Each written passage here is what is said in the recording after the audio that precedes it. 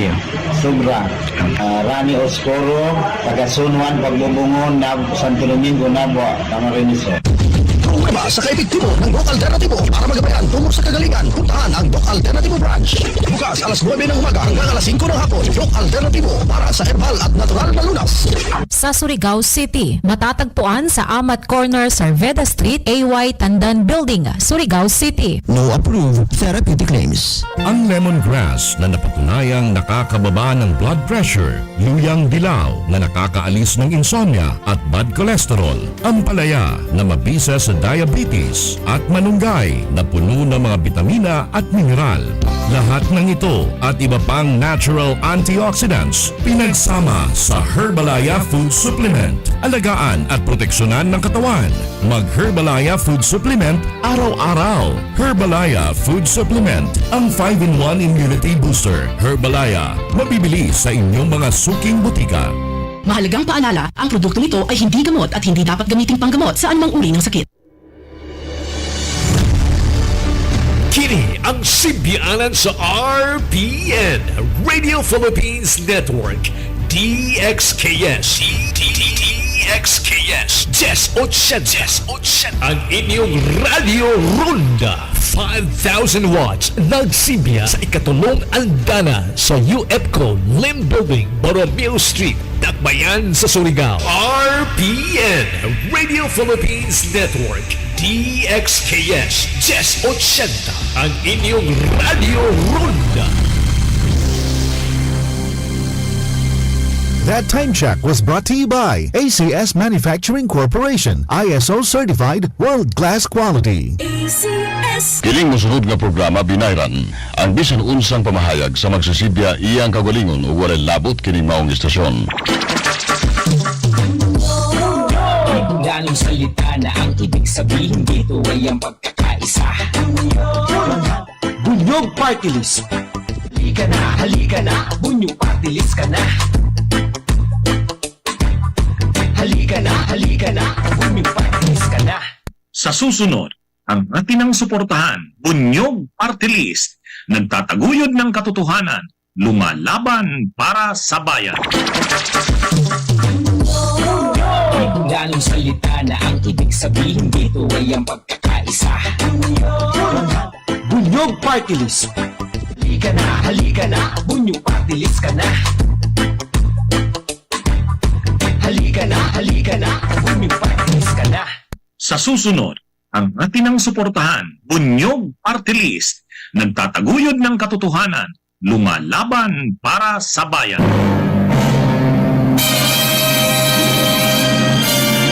Kamatuoran Sayri, kini nga programa nahimugsog aron mapalanog ang kahimtang ug hulagway sa atong mahal nga Surigao ug masayran sa katawhan ang tinuod nga mga panghitabo.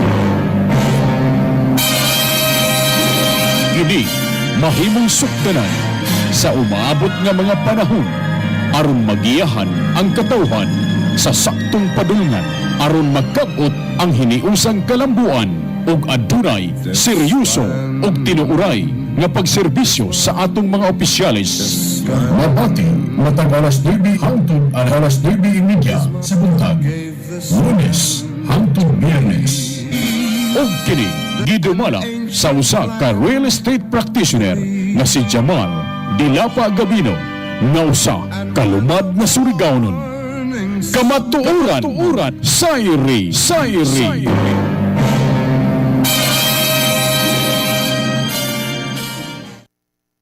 And joining us on Hot Copy this morning, we have with us House Quad Committee Overall Chairman, Congressman Robert Ace Barbers. Representative Barbers, good morning. Good morning, Karen. Good morning po sa ating mga kababayan. Thank you for having me. A lot of bombshells dropped in the Quad Committee hearing. I want your reaction first with the possibility of the Senate. Senator Bongo, Senator Bato de la Rosa possibly holding their own hearings related to what was revealed in the Quadcom.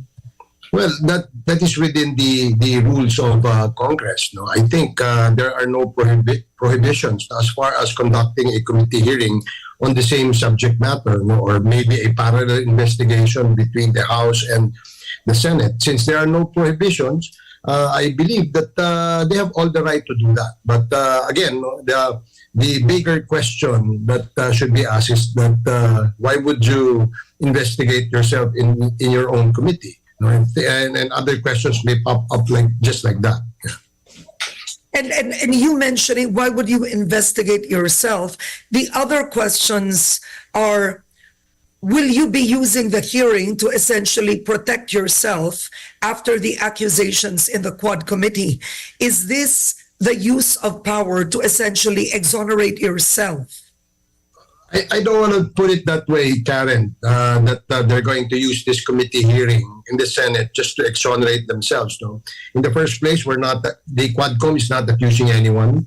We're just hearing issues and hearing testimonies coming from all witnesses who wish to share their information on the subject matter that we are deliberating on. These are the POGOs, illegal POGOs, extrajudicial killings, illegal drugs, and public accountability. And in the conduct of our hearing in the Quad, witnesses are coming out and saying things that have implicated other personalities. And since there are other personalities being implicated, we wanted to hear the other side of the coin, so to speak, no? And inviting those implicated to use this venue in order to share their information naman on their side, no, so that there will be a balance of views. Unfortunately, those that we have invited have not accepted our invitation yet, and I believe it is all within their rights. No, we will not question that since they are members of Congress as well. We will be respecting because we have this so-called interparliamentary courtesy.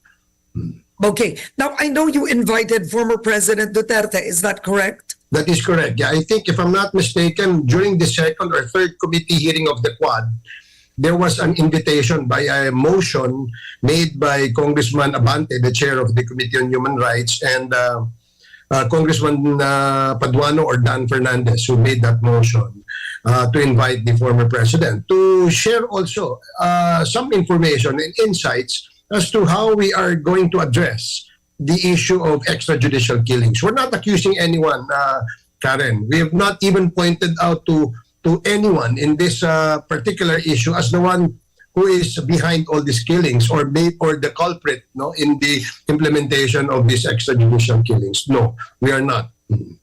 Okay, now the Duterte camp and Duterte supporters have called the Quad Committee hearings highly politicized. Let's backtrack a bit. Number one, this emanated from POGO, right? When I was interviewing you many months ago, this was all about POGO. Duterte supporters have asked online, how did this move into EJ case and the Duterte drug war when the goal was POGO?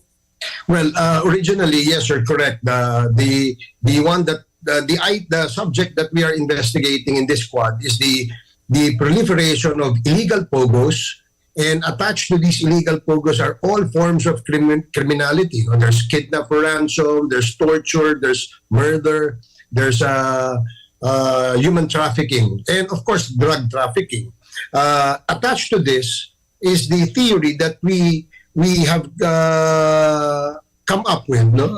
That drug money, human trafficking money, and other proceeds from all forms of criminalities perpetuated by international syndicate operating in the country are actually using POGOs to launder the proceeds. And that's how it all started. Then we went into the issue of the extrajudicial killings because you cannot detach EJK from the implementation of the war on drugs. There were thousands of lives killed without justification, so to speak. And the only justification we hear from the authorities back then was just nanlaban. No? But then you have Duterte supporters asking, how would the Quad Committee hearing equate the JK killings to POGOs? Okay. The POGO. What is the connection? Okay. And the president has repeatedly denied, the former president has repeatedly denied that he had a policy on extrajudicial killing, so to speak. Well, we have to look at the total picture, Karen. The criminals or the syndicate operating in the country with several crimes being committed, they have proceeds in these criminal activities. And how do they legalize all this money coming from illegal sources? Is through POGOs. And one of those crimes that have been committed in order to raise funds is drug trafficking, human trafficking, and murder, because there were kidnap for ransom cases as well. In fact, there were abductions, illegal abductions, being perpetrated by this Chinese against another Chinese. So we see that there is a pattern. We see that there is a link. That is why there was a necessity to create a much bigger committee in order to investigate this particular wide issue. Okay. Now, the revelations of retired police Colonel Ruina Garma claiming that there was an assembly before former President Duterte took office and that he had ordered that the Davao model reward system be in place in a national scale with figures ranging from, I believe, was it mentioned 50,000 to a million? I recall that she mentioned the lowest was about 20,000 and the highest was about ₱1 million. Yeah, so 20,000 to a million. You want to continue investigating the alleged use of the intelligence funds of then President Duterte. Let's talk about that. Is there enough evidence to show and prove that the intelligence funds of former President Duterte were used for the rewards? Well, honestly, Karen, it was just an idea raised by, if I'm not mistaken, Congressman Benny Abante, that the reward money could have come from intelligence fund, but we all know that the intelligence fund or the confidential fund is the most difficult fund to really scrutinize because of its nature. That's why it's called intelligence and confidential. So although there are limitations to the use of these funds, but it would take a much deeper investigation and scrutiny if we really want to get to the bottom of it. But again, it's just a source, a probable source. There's no evidence at the moment, as I speak, that would definitely say that the reward money came from the intelligence funds. But other sources could also be, one is STL, as what Congressman Dan Fernandez has been saying. The other one could be the Lotto proceeds from PCSO still. And the others are the budgeted operations for MOE of certain law enforcement agencies. Why did I say that? Because in the budget of the Philippine Drug Enforcement Agency, there is a portion of their budget that allows legally to reward informants or assets that provide information and support a successful prosecution of suspects. And there's a legal budget for that, meaning they do give reward money for the information being shared by these assets. Okay. Now, Congressman Barbers, why should the Filipino people trust what goes on in either the lower house or in the Senate? If we look at just in recent history, Gerwin Espinosa alleged, accused, and said Laila de Lima took 8 million pesos through the driver, drug money.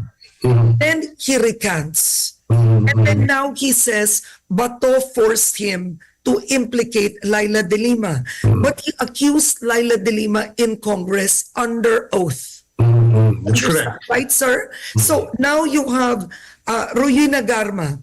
she is giving this testimony that there was a reward system. It is under oath.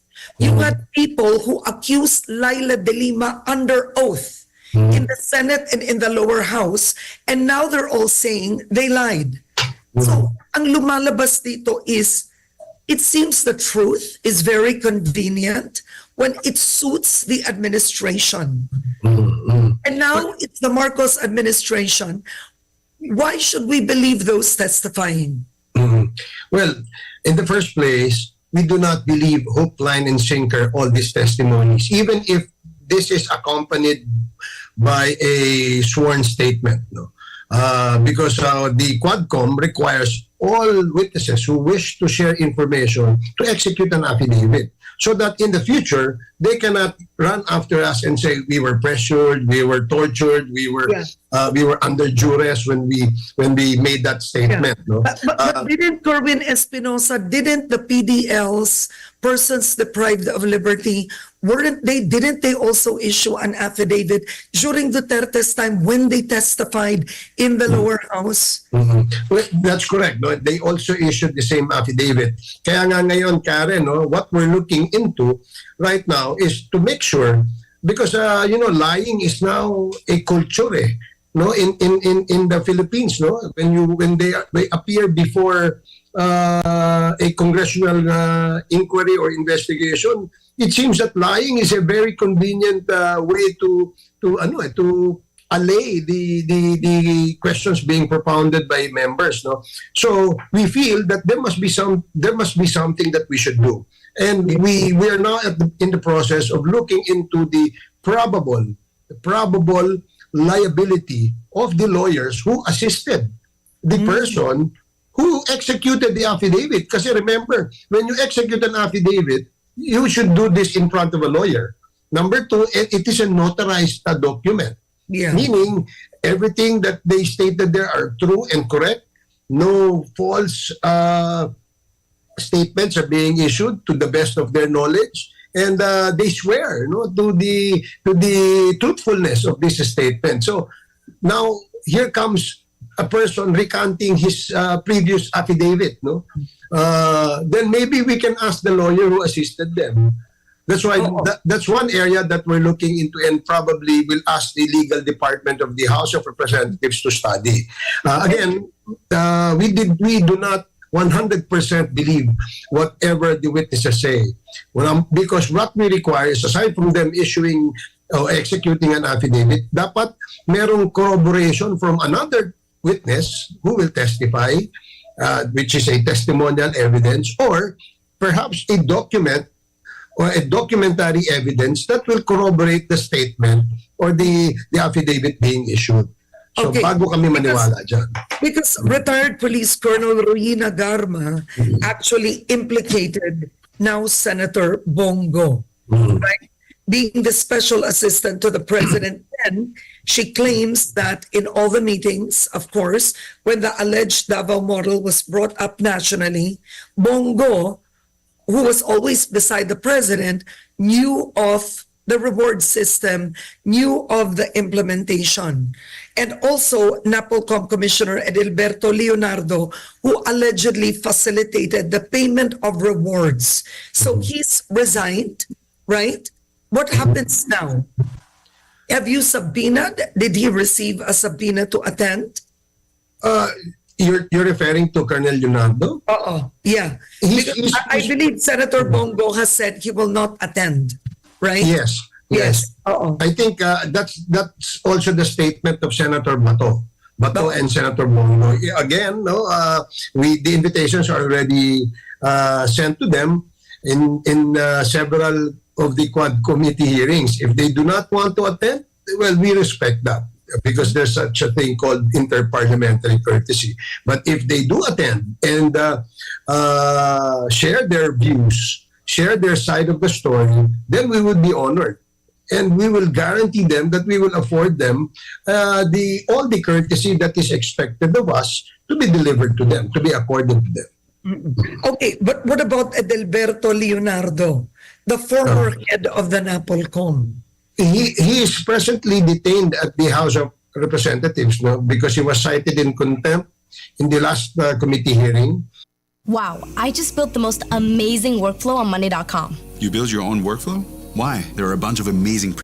And up to now, we have not actually heard anything from him. Maybe when we set the next Quadcom hearing, he would probably address the issues raised by Colonel Garma in her affidavit. And that's what we want to hear, because that's the other side of the story, so to speak. Okay, now sources have said there's a witness who is willing to tell all before the Quadcom. Do you know this witness already? Well, what I personally know there are several witnesses who wants to appear before the Quad on several issues. One in Bongo, one in EJK, or maybe about 2 or 3. And the others are witnesses in the illegal drugs issue. But again, as we require these witnesses who wants to testify, number one, we require them to submit to us an affidavit. And in that affidavit, we allow our legal team in the Quad Committee to vet them. If in any of their statements in that affidavit is germane to the topic that the Quadcom is deliberating on, then maybe it can be considered as one of the witnesses. Marami kasi, Karen, there was once a witness who gave us an incredible story. And this story, to a point, we felt that it's too good to be true. So we even had to resort to ask the assistance of the PNP to conduct a polygraph test. And fortunately, it came to a point that the psychiatrist in the PNP said that the person cannot be considered as a witness because he's found to be a pathological liar.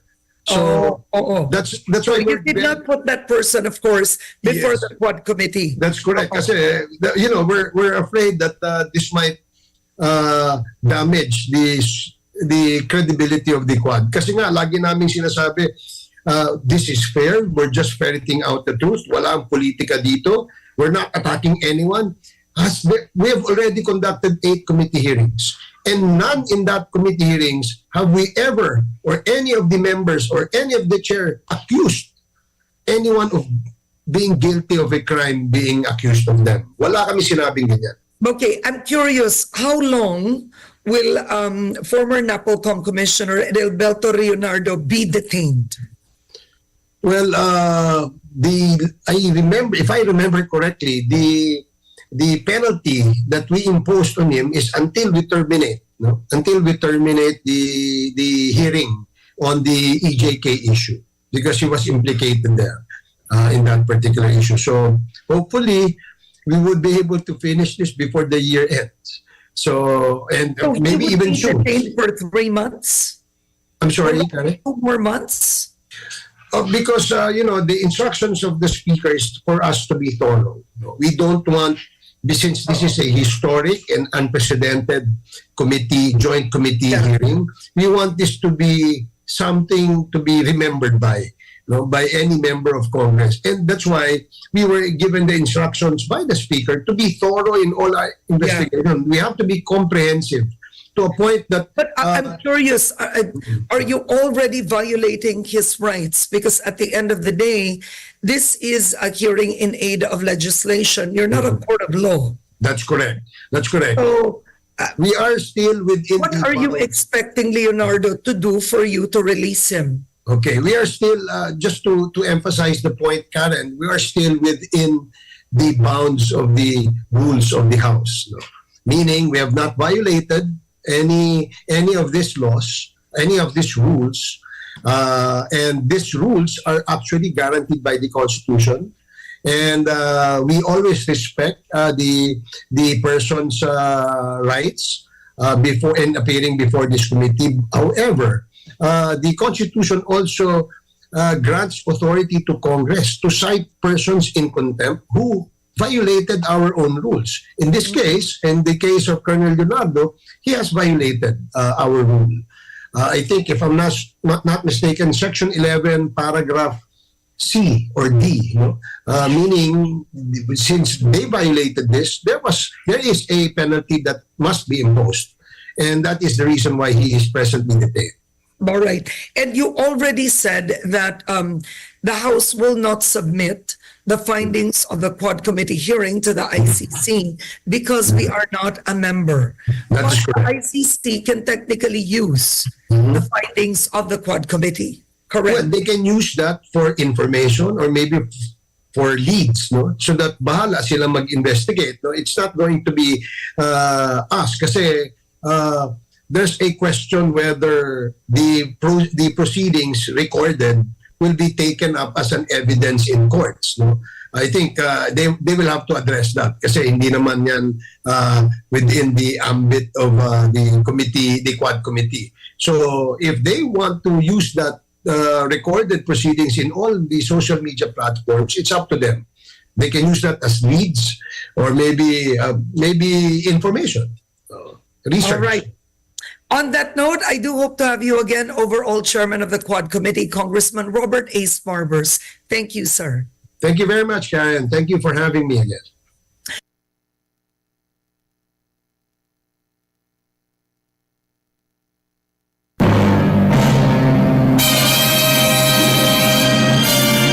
Kamatuoran Sayri. Kini nga programa nahimugso aron mapalanog ang kahimtang ug hulagway sa atong mahal nga Surigao ug masayran sa katawhan ang tinuod nga mga panghitabo. Kini mahimong sukdanan sa umaabot nga mga panahon aron magiyahan ang katawhan sa saktong padulngan aron magkabot ang hiniusang kalambuan ug adunay seryoso ug tinuuray nga pagserbisyo sa atong mga opisyalis. Mabati, matag alas 9 hangtod alas 9:30 sa buntag. Lunes hangtod Biyernes. Og kini gidumala sa usa ka real estate practitioner nga si Jamar Gavino nga usa kalumad na Surigaonon. Kamatuoran Sayri.